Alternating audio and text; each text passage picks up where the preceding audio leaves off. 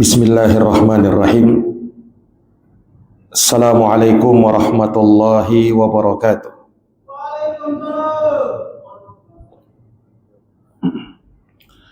Alhamdulillah. Alhamdulillahilladzi ahyana ba'dama amatana wa ilaihin nusyur. Ashhadu an la ilaha illallah wahdahu la syarikalah wa rabbukal ghafur wa ashhadu anna Muhammadan abduhu wa rasuluh an-nabiyyus syakur sallallahu alaihi wa ala alihi wa sahbihi wa man tabi'ahum bi ihsanin ila yaumiddin wa sallama tasliman katsira.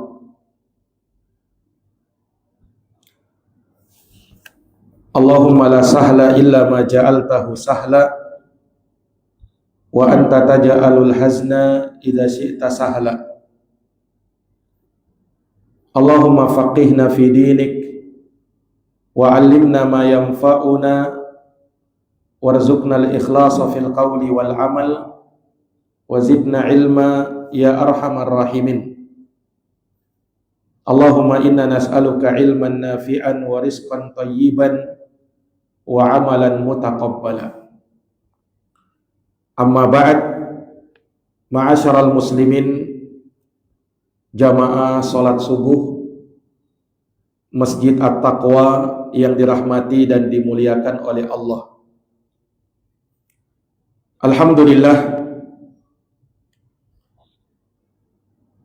Alhamdulillahi bi ni'matihi tatimmus salihat.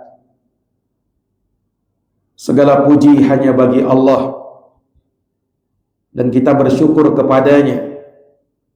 Dialah zat yang maha kuasa, yang maha perkasa, yang memudahkan segala urusan kita dan mengumpulkan kita di tempat yang mulia ini dalam rangka untuk menegakkan ibadah kepada Allah Subhanahu wa taala Rabbul Alamin.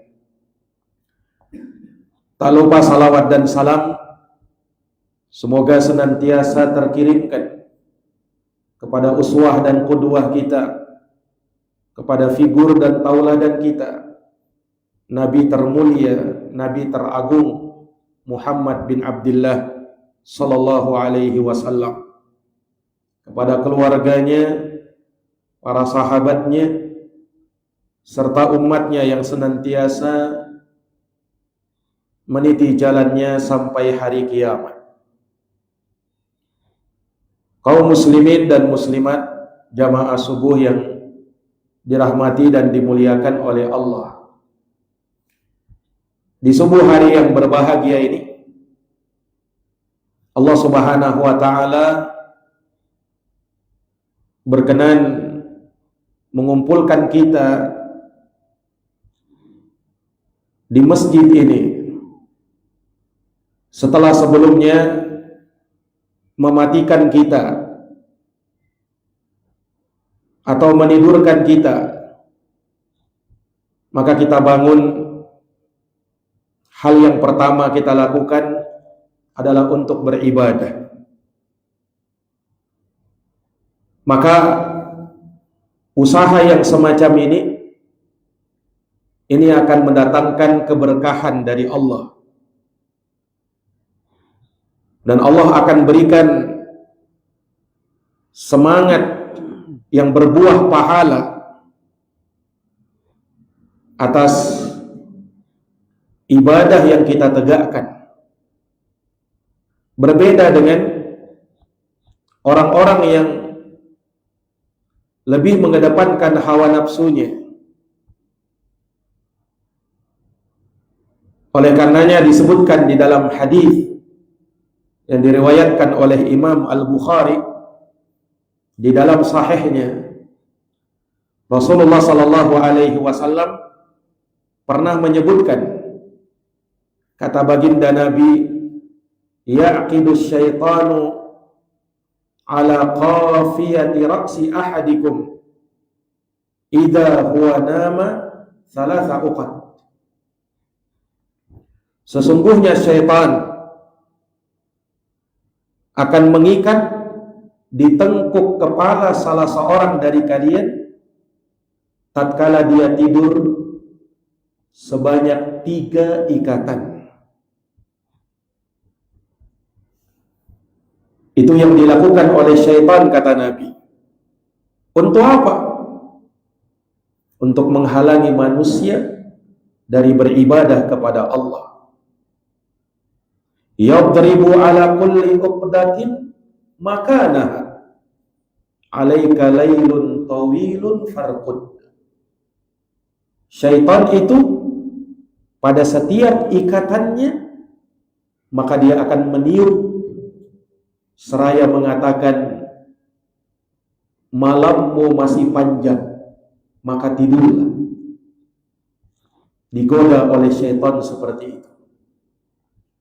Maka kata Nabi, fa in istayqadha fadzakarallaha in hallat uqdah. Jikalau dia bangun lalu berzikir kepada Allah, maka lepaslah 1 ikatan syaitan. Dia tetap memaksa dirinya untuk bangun. Setelah dia bangun, dia berdoa, mengucapkan doa bangun dari tidur dengan mengatakan, alhamdulillahilladzi ahyana ba'dama amatana wa ilaihin nusyur. Segala puji bagi Allah yang telah menghidupkan kami, yang telah membangunkan kami, ba'dama amatana, setelah kami tertidur lelap, wa ilaihin nusyur, dan kepadanya lah kami akan kembali. Ini yang dituntunkan oleh Nabi setiap kali kita bangun dari tidur, baca doa tadi. Manfaatnya apa? Untuk melepaskan 1 ikatan setan yang dia mengikat di tengkuk kepala kita. Tidak terlihat dia, tapi Nabi sallallahu alaihi wasallam kabarkan hal yang demikian. Nah, terlepas 1 ikatan, masih ada 2 ikatan lagi. Maka kata baginda Nabi, wa in tawadda'a in hallat uqdah. Dan kalau dia bangun lalu dia berwudu, maka lepas ikatan yang kedua. Artinya tidak cukup sekedar dia bangun tidur kemudian membaca doa bangun tidur. Karena ada sebagian orang lagi tidur kembali. Maka kalau dia langsung bangun dan berwudu, maka terlepaslah ikatan yang kedua. Kemudian kata Nabi, wa in shalla in hallat uqdatun. Dan kalau dia sholat, maka terlepas lagi semua ikatan. Maka kata Nabi, fa asbaha nasyitan thayyiban nafs. Maka di pagi itu dia akan berada dalam kondisi yang semangat dan jiwanya pun sangat baik. Wa illa, tapi kalau tidak, asbaha khabithan nafsi kaslan, maka dia akan bangun dalam keadaan malas dan jiwa yang sangat buruk. Hadis sahih diriwayatkan oleh Imam Al-Bukhari. Jamaah sekalian yang dirahmati oleh Allah, ini kalau satu subuh, kira-kira bagaimana kalau dia berulang terus berulang sampai satu pekan, sampai satu bulan, sampai tahunan. Maka jamaah yang dirahmati oleh Allah, besar keutamaannya orang-orang yang menjalankan sholat di subuh hari ini, di mana dia memulai aktivitasnya dengan beribadah kepada Allah Subhanahu wa ta'ala. Para hadirin yang dirahmati dan dimuliakan oleh Allah, orang yang beribadah di subuh hari akan diberikan jaminan segala urusannya akan ditanggung oleh Allah Subhanahu wa ta'ala. Sehingga jangan dia khawatirkan bagaimana rezekinya nanti. Kalau dia memulai harinya dengan ibadah, maka Allah Subhanahu wa ta'ala, zat yang maha kaya, akan memudahkan segala urusannya termasuk rezekinya. Dengarkan hadisnya Nabi sallallahu alaihi wasallam, diriwayatkan oleh Imam Muslim. Kata Nabi, man shalla salatas subhi fahuwa fi dhimmatillah. Barang siapa yang sholat subuh, kata Nabi, siapa yang mengerjakan sholat subuh, maka dia berada pada zimmatullah, tanggungan Allah Subhanahu wa ta'ala. Allah yang akan menjamin kehidupannya. Walaupun bukan maknanya ya kalau begitu ndak usah bekerja, ndak usah berusaha. Tidak. Tetapi justru Allah Subhanahu wa ta'ala akan jadikan pekerjaannya, usahanya akan diberkahi dan dimudahkan oleh Allah Subhanahu wa ta'ala jikalau dia memulai hari itu dengan menegakkan ibadah kepada Allah Subhanahu wa ta'ala. Jamaah subuh kaum muslimin dan muslimat yang dirahmati dan dimuliakan oleh Allah. Pembahasan kita dalam fikih taharah, fikih berkaitan dengan bersuci dalam Islam.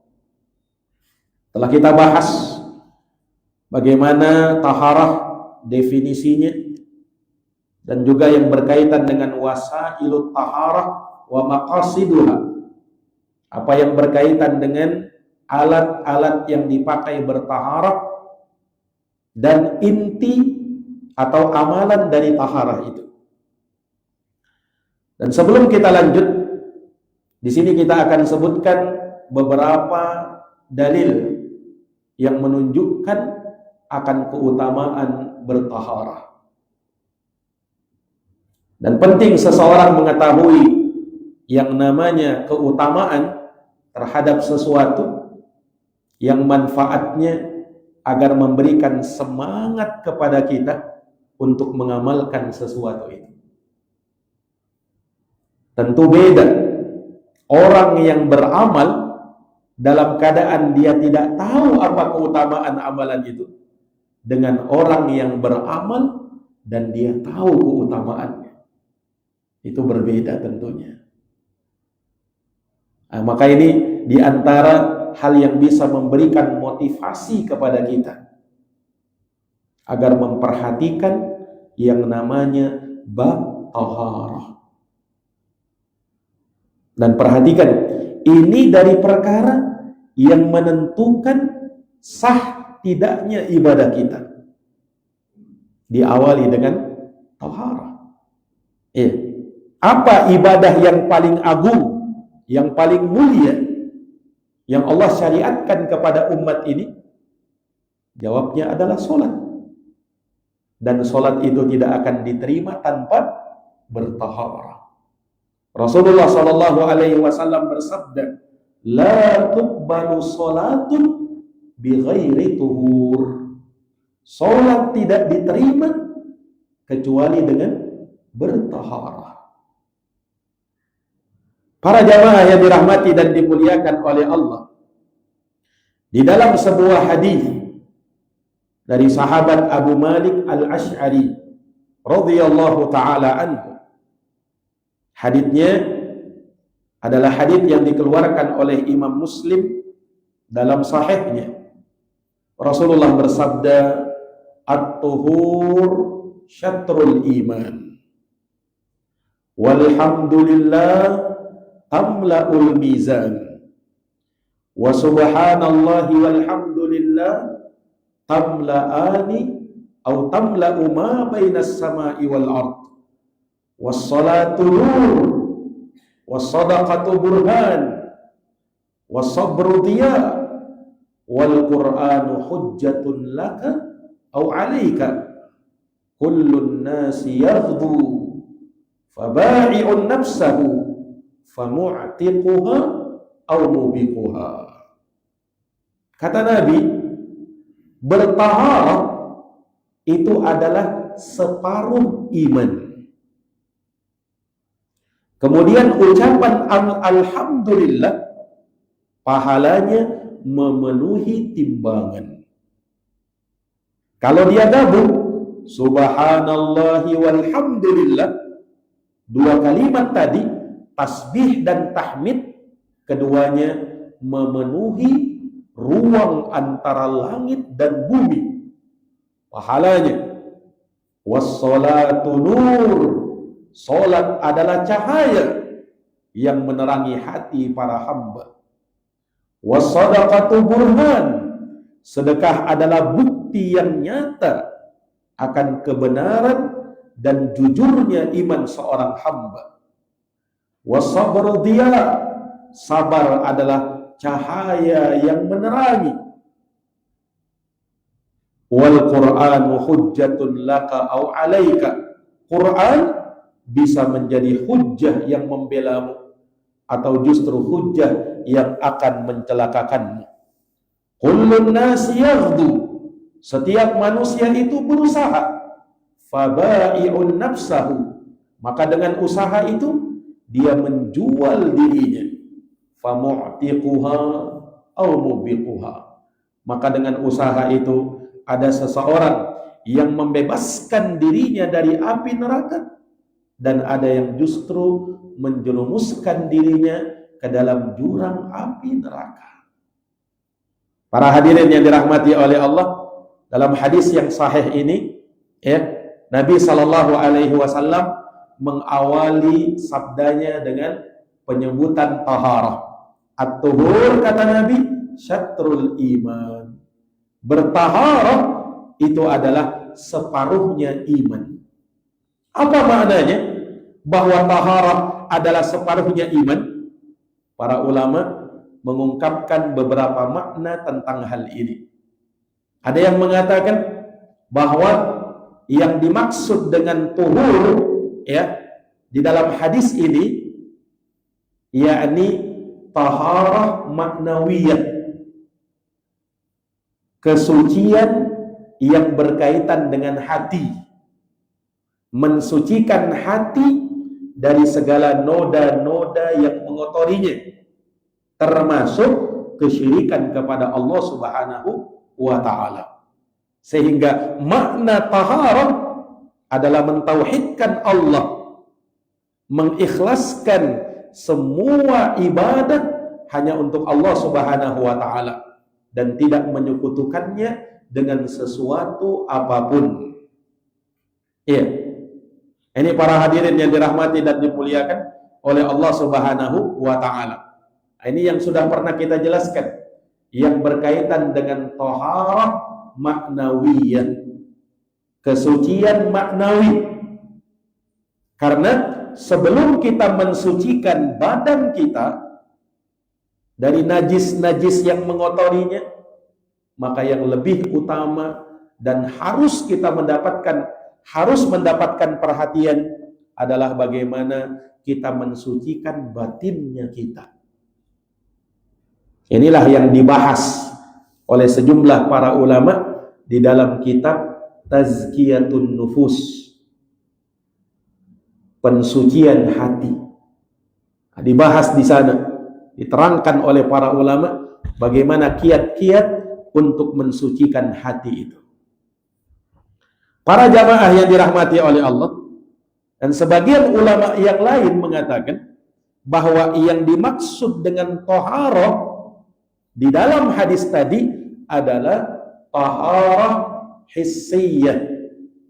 Ini yang berkaitan dengan mensucikan badan kita, baik dari hadas maupun dari najis. Inilah yang dibahas oleh para ulama di dalam kutubul fiqh atau kitab-kitab fikih dalam Islam. Ini yang kita kaji. Makanya di hadis yang lain, riwayat Imam Tirmizi, Rasulullah bersabda, al-wudu'u syatrul iman. Berwudu, kata Nabi, adalah separuhnya iman. Dan iman yang dimaksud dalam hadis ini adalah sholat. Karena dalam Quran, surat Al-Baqarah ayat 143, Allah menamakan sholat dengan iman. Apa kata Allah dalam Quran? Wa ma kana Allahu liyudhi'a imanakum. Dan Allah sekali-kali tidak akan menyia-nyiakan imannya kalian. Maksudnya iman dalam ayat ini adalah sholat. Karena ayat ini turun berkaitan dengan keresahan sebagian sahabat pada saat posisi kiblat itu dipindah. Dahulunya di awal-awal Islam, kiblatnya kaum muslimin itu ke arah Baitul Maqdis, ke arah Palestina, di Masjidil Aqsa. Itu kiblat pertamanya umat Islam. Kemudian pada saat orang-orang Yahudi, mereka seakan berbangga dengan itu. Kenapa? Mereka katakan, lihatlah Muhammad beserta pengikutnya. Dia ikut-ikutan sama kita. Ketika kita beribadah menghadap Baitul Maqdis, kata Yahudi, mereka juga ikut-ikutan. Maka Nabi berdoa kepada Allah mengangkat tangannya supaya arah kiblat dipindah ke arah yang lebih baik lagi. Maka Allah kabulkan doanya Nabi. Semenjak itu arah kiblat dipindah ke Ka'bah. Dipindah ke Ka'bah, dan selama-lamanya sampai hari kiamat kiblatnya kaum muslimin ke sana. Maka menghadapi kenyataan itu, sebagian sahabat merasa resah. Bagaimana dengan sholatnya sewaktu menghadap Baitul Maqdis? Jadi di masa silam mereka kan sholat menghadap Baitul Maqdis. Sekarang berubah kiblat itu menghadap ke Ka'bah. Bagaimana dengan sholat kami dulu itu? Maka turun ayat tadi, wa ma kana Allahu liyudhi'a imanakum. Allah sekali-kali tidak akan menyia-nyiakan iman kalian. Maksudnya iman dalam ayat ini adalah sholat. Makanya ayat atau hadis tadi, at-tuhur syatrul iman, bersuci sebahagian dari iman. Iman yang dimaksud adalah sholat. Bersuci adalah sebahagian dari sholat. Dan memang betul. Karena tidak akan mungkin ada sholat kecuali dengan bertaharah. La yaqbalullahu salata ahadikum idza ahdatha hatta yatawadda. Kata baginda Nabi, tidak akan diterima sholat salah seorang dari kalian apabila dia sholat kemudian tidak, apabila dia berhadas kemudian dia tidak berwudu, kata Nabi. Nah, ini para hadirin yang dirahmati dan dimuliakan oleh Allah Subhanahu wa taala. Ini satu keutamaan yang disebutkan oleh Nabi di dalam hadis ini. Keutamaan yang lain, para jamaah yang dirahmati oleh Allah, ternyata taharah juga bisa menjadi hal yang menyucikan lahir dan batin kita. Akan suci dengan taharah, dengan wudu yang kita jalankan. Walaupun mungkin yang terlihat yang nampak. Zahirnya itu ketika kita berwudu, ya lahiriahnya yang nampak suci. Ya, tapi ingat, batinnya pun akan menjadi suci dengan taharah, dengan berwudu.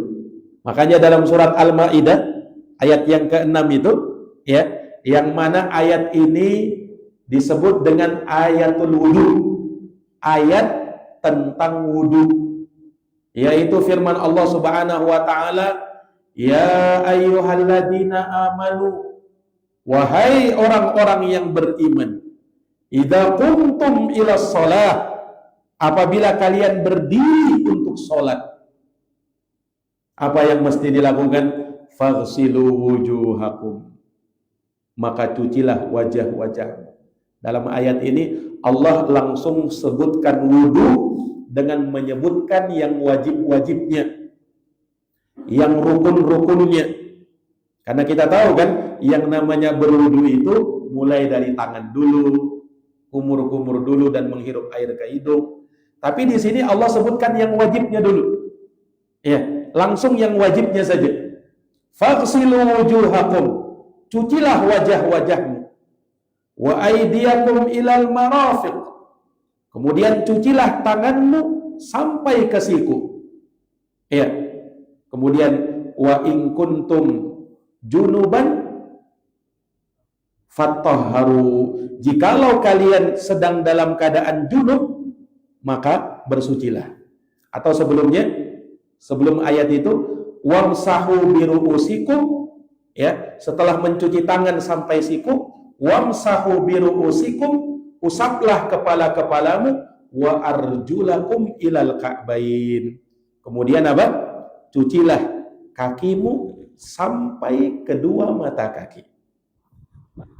Para hadirin yang dirahmati dan dimuliakan oleh Allah Subhanahu wa taala. Ini wudu.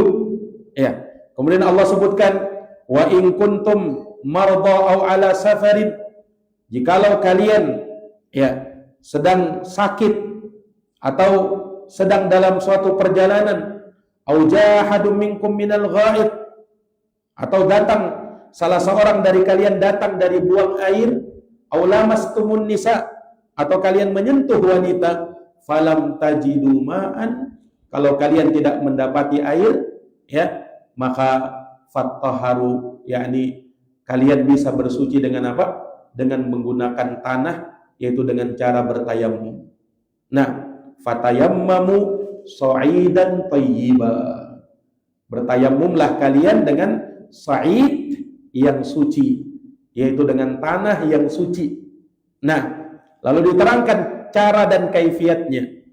Famsahu biwujuhikum, usaplah wajah-wajahmu dengan debu dari tanah tersebut, wa aydikum min, dan juga usaplah tangan-tanganmu, ya, ketika kamu bertayammum.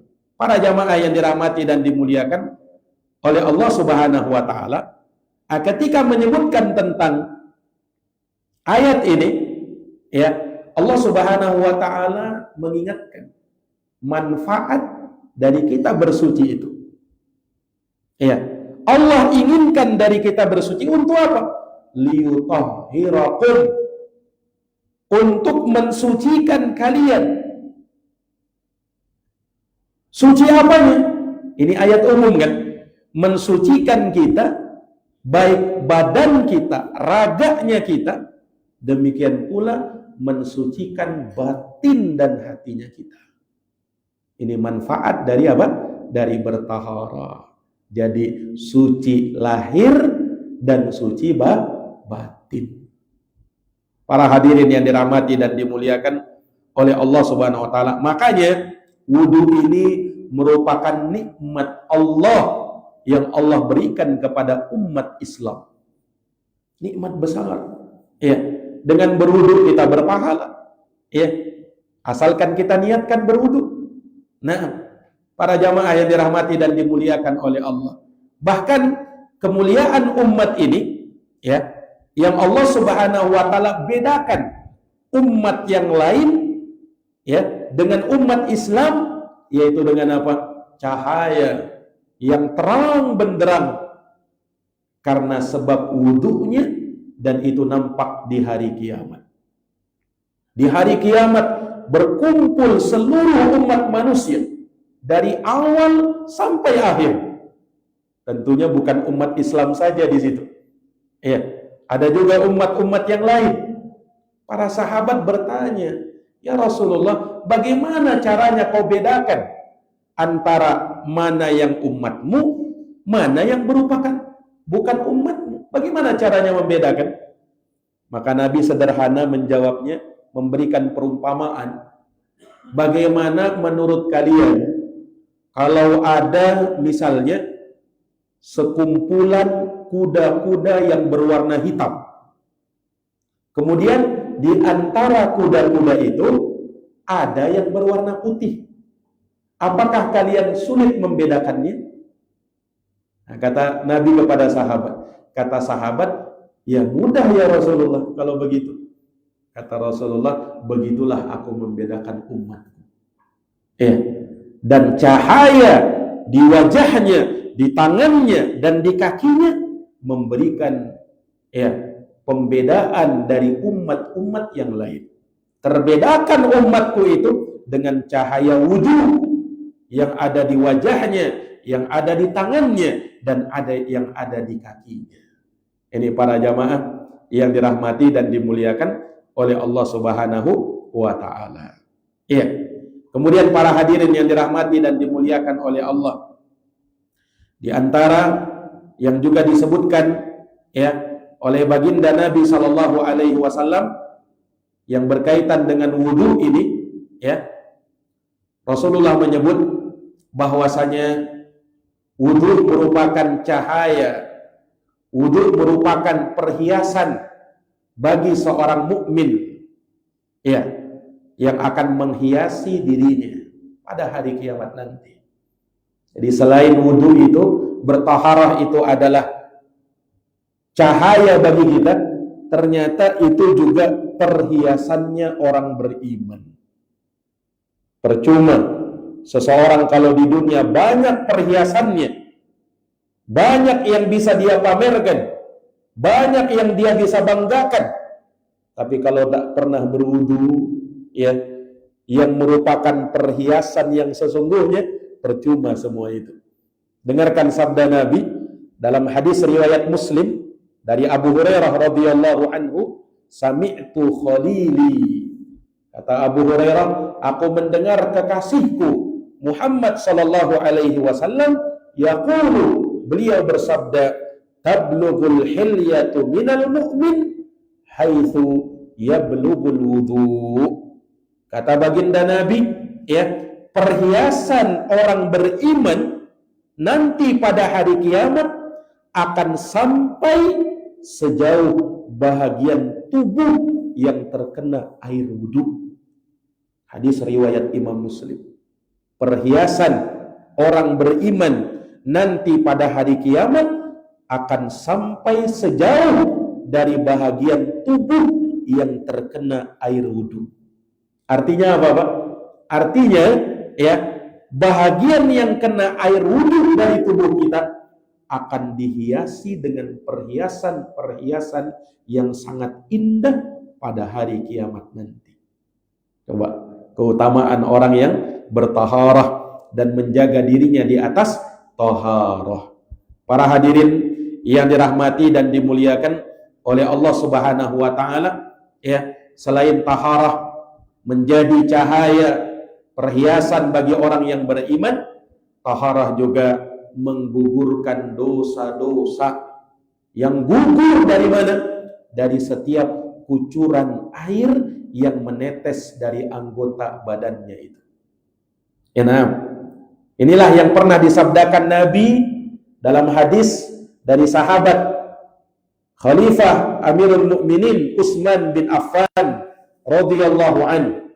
Rasulullah menyatakan, "Man tawaddo'a," siapa yang bertaharah, berwudu, fa ahsanal wudu'a, lalu dia membaguskan wudunya, kharajat khatayahu min jasadi, maka akan berguguran dosa-dosanya dari badannya tersebut semuanya.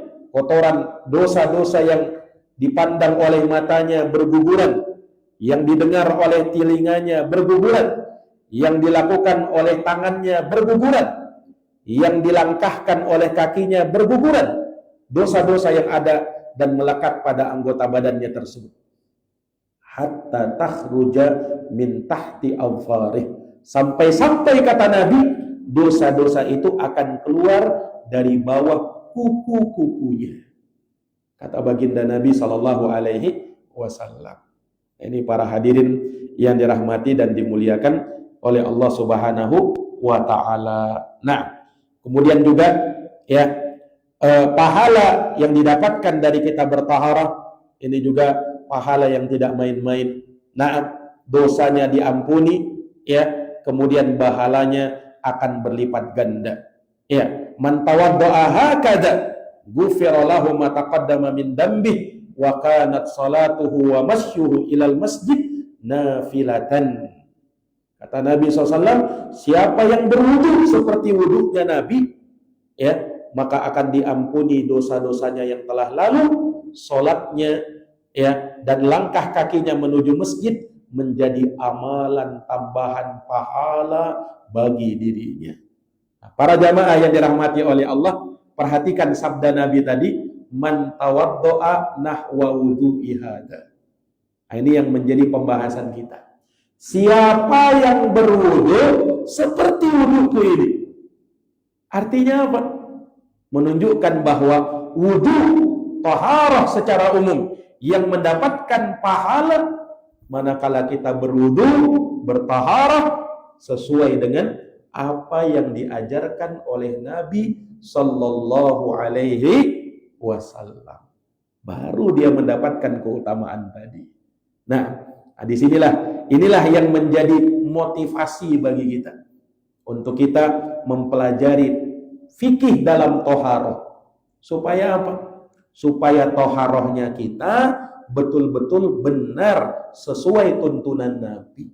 Bukan asal-asalan. Bukan cuma sekadarnya saja. Ya, tapi betul-betul terbimbing di atas apa? Petunjuk Rasulullah Sallallahu Alaihi Wasallam. Karena Nabi itu ketika mengajarkan ibadah seringkali beliau kaitkan dengan dirinya. Contoh masalah sholat. Apa kata baginda Nabi itu? Sallu kama ra'aitumuni usolli. Sholatlah kamu, kata Nabi, sebagaimana kamu melihat aku sholat. Terkait dengan haji, Rasulullah mengatakan apa? Khudu anni manasikakum. Ambillah dariku tata cara manasiknya kalian. Ketika kalian melakukan manasik haji, umrah, maka lakukan tata caranya sesuai dengan tuntunanku. Kenapa? Karena Nabi yang mensyariatkan.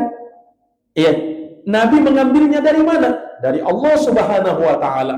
Maka semua yang Allah dan Rasulnya SAW tuangkan, baik dalam Quran, baik dalam hadis, itulah yang menjadi pedoman kita dalam beramal. Termasuk di dalamnya pembahasan toharoh. Nah, ini para hadirin yang dirahmati dan dimuliakan oleh Allah Subhanahu wa Ta'ala. Nah, kemarin kita sudah sebutkan di pertemuan sebelumnya tentang wasailut taharah, alat-alat yang kita pakai untuk bersuci, yang mana kata para ulama tidak keluar dari 4. Yang pertama al-ma'u, yang kedua wat-turabu, yang ketiga wad-dabighu, dan yang keempat wahajarul istinja. Yang kita pakai dalam bertaharah, yang utama dan yang pertama adalah air. Inilah zat yang bisa mensucikan hadas dan juga najis. Dia yang disebut yang pertama. Kenapa?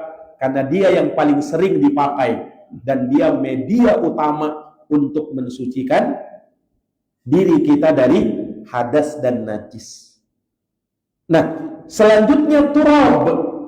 Turab ini hanya sebagai alat pengganti dalam bersuci ketika tidak ada air.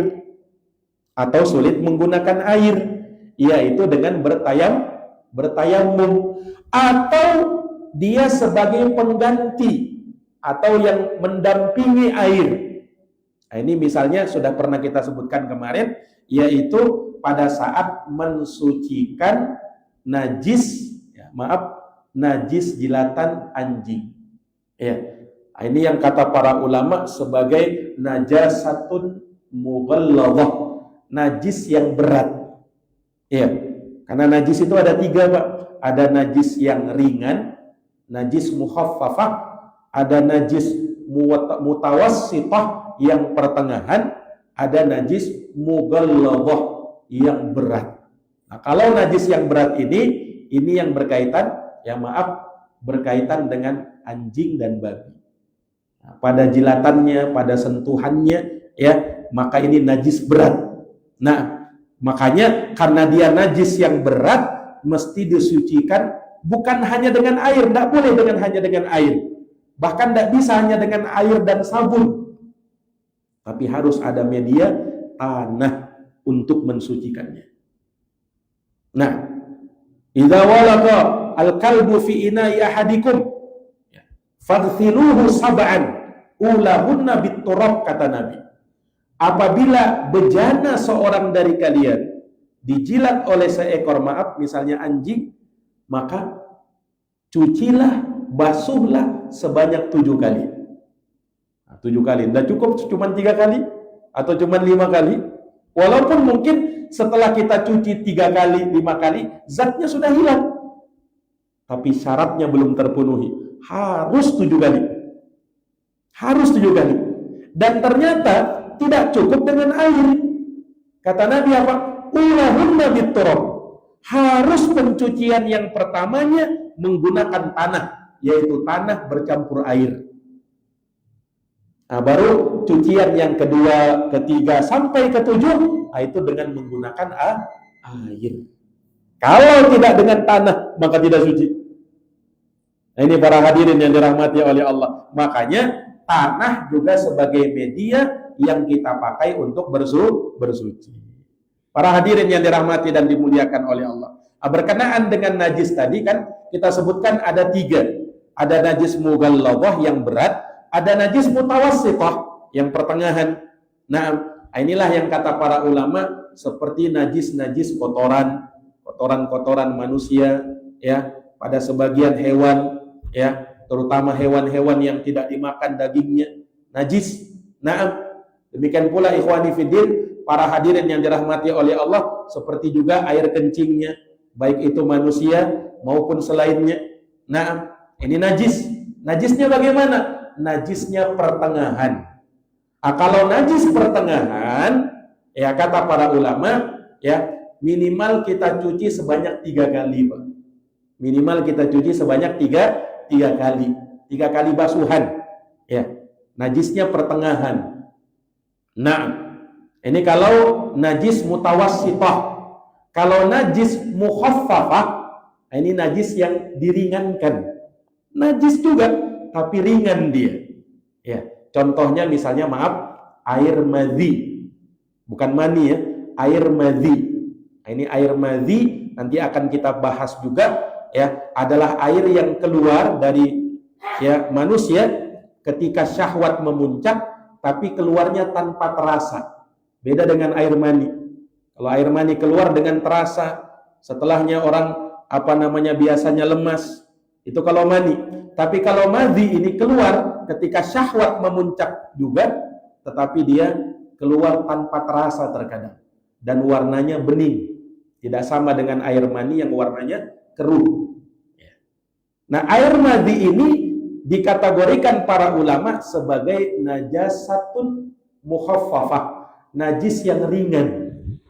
Makanya ketika sahabat bertanya kepada Nabi tentang air madhi, ya, maka Nabi hanya mengatakan cukup dia percikkan saja pada apa yang terkena najis madhi tadi, kemudian setelahnya dia berwudu.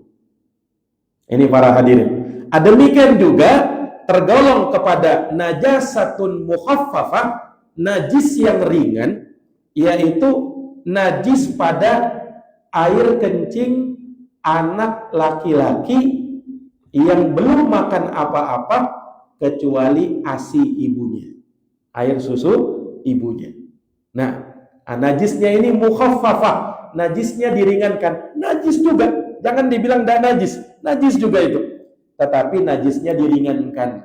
Ya, kalau ada anak kecil, anak laki-laki, ya, yang belum makan apa-apa kecuali air susu ibunya, ya, maka kalau dia buang air, buang air kecil, maka cukup dipercikkan saja. Tidak perlu dicuci. Ya, tidak perlu dicuci. Beda kalau bayi perempuan. Ya, atau kalau anak kecil yang sudah tidak cukup lagi dengan ASI ibunya. Nah, dia butuh tambahan makanan yang lain. Maka najisnya sudah berubah menjadi najasatun mutawassithah. Yang tidak cukup hanya sekedar dipercikkan, tidak cukup hanya sekedar disiram, tetapi harus dicuci.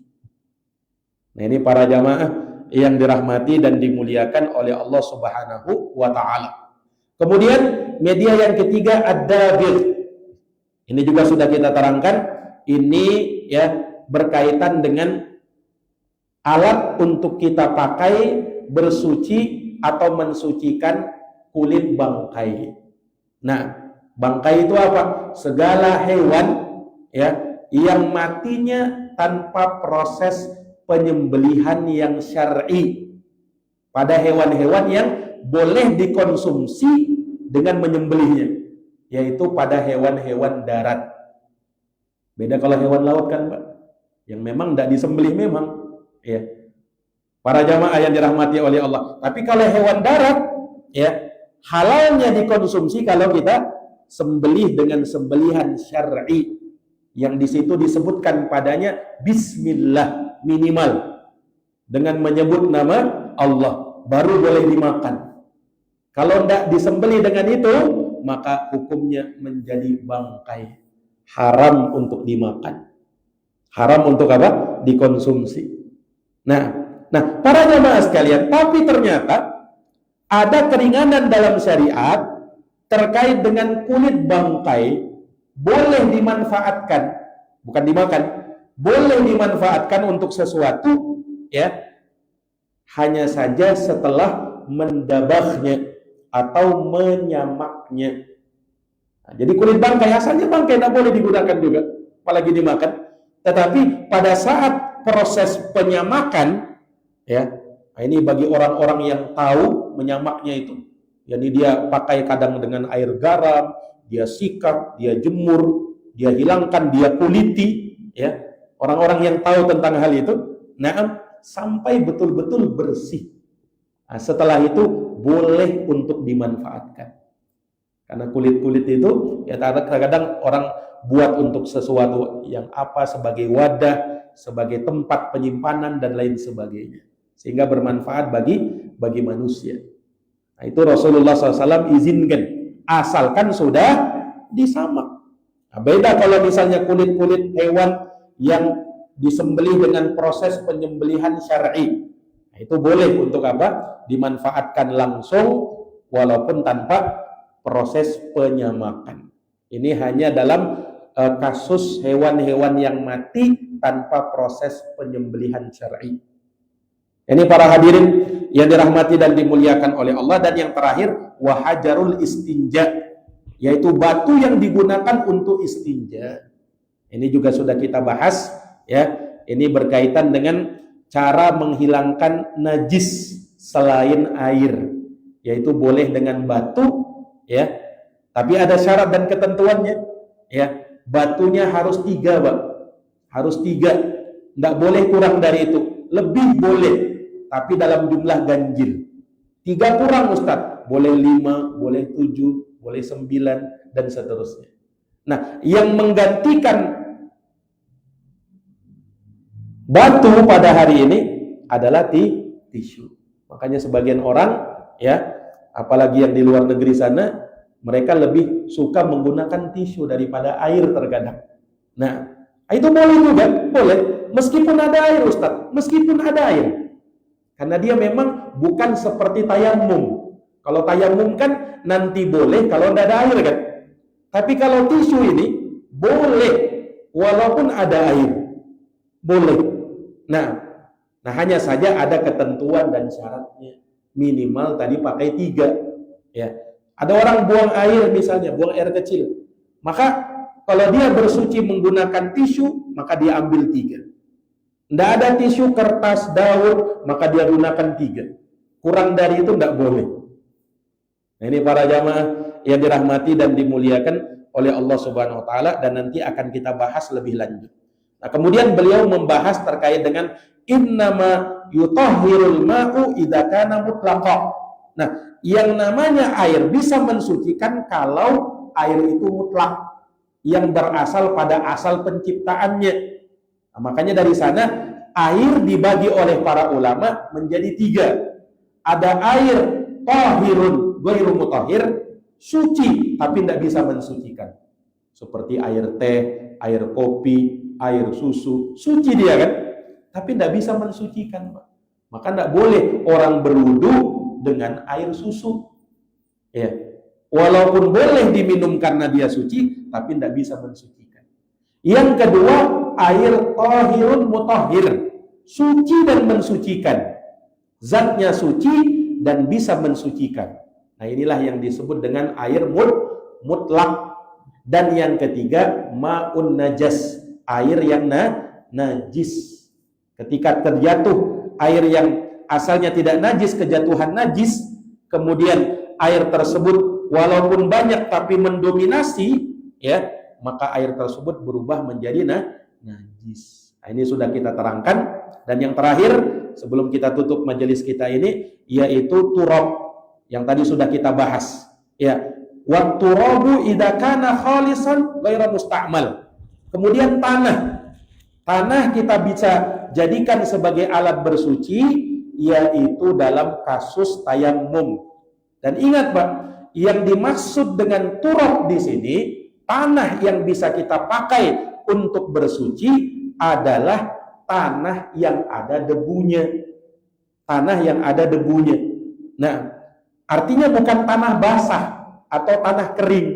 Kalau ada tanah kering, tidak ada debunya, tidak bisa kita pakai bertayamum. Nah, ini para jamaah. Nah, sebagian orang ada yang keliru, Pak. Ada ketika orang mau bertayamum, ya, dia bertayamum, dia gosok di dinding, ya, rumahnya, padahal tidak ada debunya. Nah, sah tidak menjadi tayamum itu? Jawabnya tidak sah. Kenapa? Tidak ada debunya, Pak. Kecuali kalau dinding rumahnya memang berdebu, ya kan? Nah, maka boleh untuk bertayamum di situ. Nah, sebagian orang ada aneh ketika dia berangkat misalnya, ya naik pesawat, dia mau tayamum ini. Bagaimana caranya? Dia usap di dinding pesawat. Saya tanya, Pak, dinding pesawat ada debunya atau tidak? Tidak ada kan, dibersihkan sama pramugarinya. Nah, tidak bisa dipakai bertayamum kalau itu. Karena tidak ada turabnya. Para ulama dari madhab Syafi'i menyebutkan bahwa bolehnya bertayamum harus dengan turab. Yang dimaksud dengan turab, turbatuhu, yakni debunya. Ya. Sebagian orang ada juga bertayamum dengan apa yang ada di bawah bantalnya. Ya. Kalau mungkin di bawah bantalnya itu ada debunya, silahkan boleh. Tapi ini bersih. Dia pakai bertayamum, maka tidak sah tayamumnya. Harus dengan apa? Memang betul-betul ada debunya. Nah, ini yang disebutkan oleh para ulama terkait dengan masalah tayamum. Ya, hanya saja tayamum dengan debu yang kita pakai harus khalisah. Ya, debu yang murni debu, tidak bercampur misalnya dengan kapur atau bercampur dengan arang misalnya, ya, yang memang tidak boleh dipakai untuk bertayamum. Tanah ada campuran tepung misalnya, Anda boleh. Kemudian juga ghairu musta'mal, bukan tanah yang habis pakai bertayamum. Artinya kalau ada orang yang memakai debu itu untuk bertayamum, maka setelahnya tidak boleh lagi.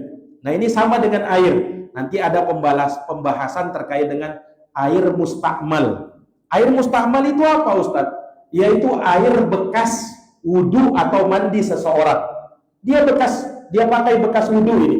Dia habis dipakai orang mandi dan dia berendam di situ.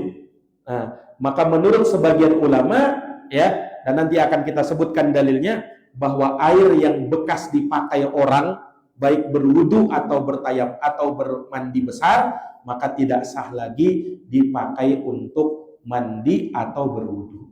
Nah, tanah juga demikian. Para hadirin yang dirahmati oleh Allah, insyaallah taala di pertemuan yang akan datang kita akan kaji lagi berkaitan dengan pembahasan ini lebih mendalam dan lebih detail lagi insyaallah taala biidznillah. Wallahu taala alam bisawab. Lebih dan kurangnya mohon dimaafkan. Jazakumullahu khairan atas segala perhatian. Kita tutup dengan membaca doa kafaratul majlis. Subhanakallahumma wa bihamdika asyhadu an la ilaha illa anta astaghfiruka wa atubu ilaik. Subhana rabbika rabbil izzati amma yasifun wa salamun alal mursalin walhamdulillahi rabbil alamin.